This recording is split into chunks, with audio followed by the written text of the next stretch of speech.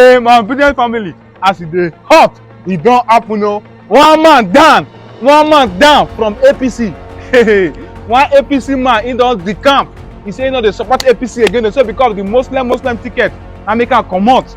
Now this party, they say no get structure, which is the Peter Obi party, wey no get structure. So now all of them don dey chook eye put. They really talk am say if campaign start, most people from PDP, APC, and the rest parties, they go decamp and to join the obedient movement. That is not lie. No be that happen. So this man now, he don't talk say he go join this obedient movement, but he wan first see the campaign councils. That is people wey put for this campaign councils. He say he wan first see them first before he go know whether he go join or not. But I know say that one na excuse go join.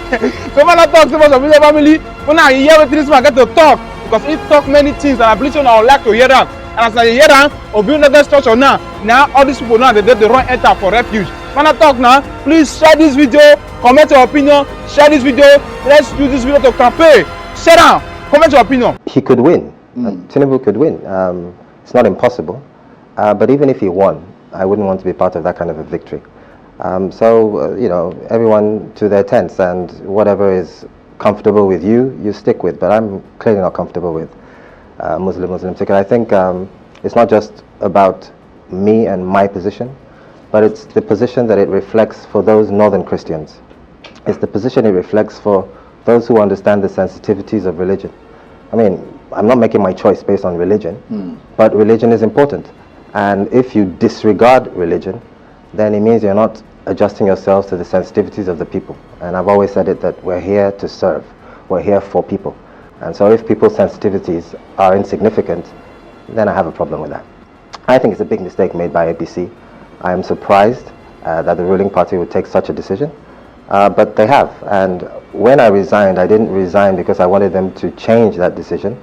I resigned because I wanted to be disassociated with that decision.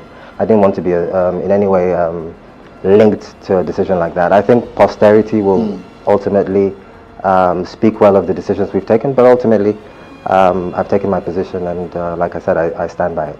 So if it wasn't for a Muslim ticket, you'd still be in the APC, wouldn't you? Definitely. I mean, I would have still been in the APC if not for it. I mean, let's not make any bones about it. APC has had a disastrous few years. I would have loved to have said that APC was fantastic other than the Muslim ticket, but it's not. But we stuck with it. We're not quitters. We ultimately wanted to stick with the party and try and see and hope.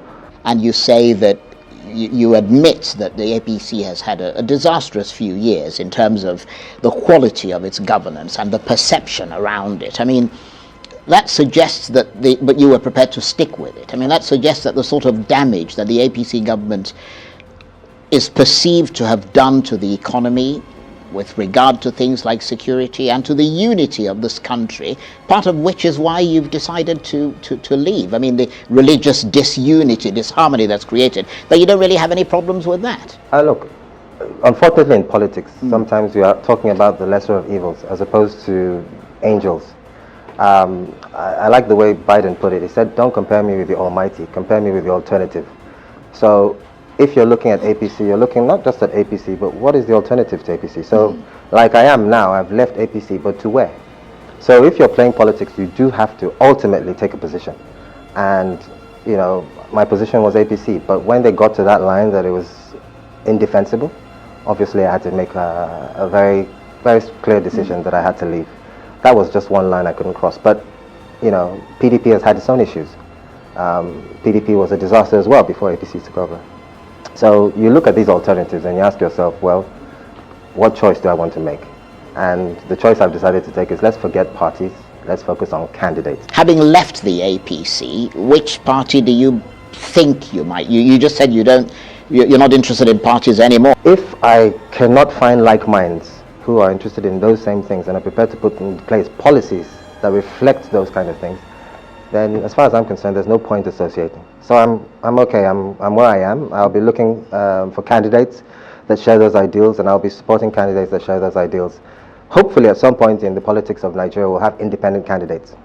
But until then, I will not join a party where I'm not satisfied with the makeup, the composition of course, and more importantly, the ideology. But I'm wondering why that is happening now, because I mean, all along you've been joining parties and Yes. you've been running for governor and all that sort of thing under Absolutely. different parties. But was when that you- a search? Like, is that why you went from one party to the other? Bottom line at the end of the day with politics is that it's what I love about politics is an opportunity for you to learn, not just about yourself, but about people. And for me, the most important thing as far as politics is concerned is that you want to make a change, you want to make a difference. And whatever platform you can use to make that difference, of course, is fine. I'm not running for any office at this point. I'm quite happy to be a supporter of a candidate. Right. Preferably a party, but I couldn't find a party that I could leave the APC for and think to myself, I'm comfortable.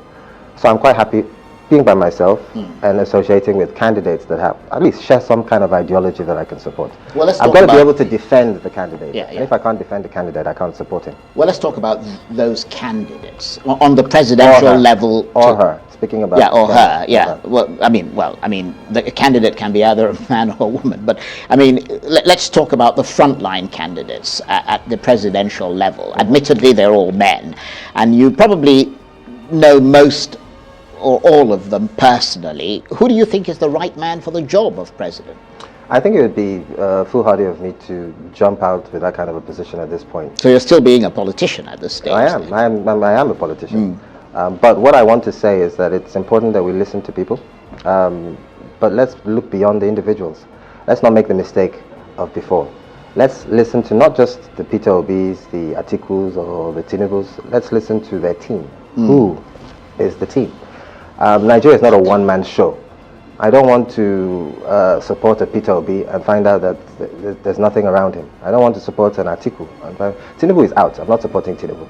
So I have a choice between Peter Obi and Atiku, and I'm studying them. I want to hear what they have to say in terms of their manifestos, what's their plan for Nigerians, what's their plan for those areas that I pointed out that are important to me. Because I have people who listen to what I have to say, and I'd expect them to say to me who and why. And I don't want to just tell them who. I want to say to them why this person stands out above the rest. We haven't seen Peter Obi's campaign council. We've been waiting for that. It would be nice to see who is around him, because we don't want a one-man government. We want a system. We want Absolutely. a team. And until we hear that, I am not prepared to make a choice. And you said fairly recently that the APC may in fact gain an advantage with split votes between Atiku Abubakar and Peter Obi. Tell us more about that.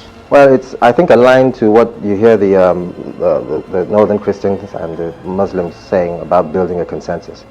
For people like me, the choice is really between Peter Obi and Atiku.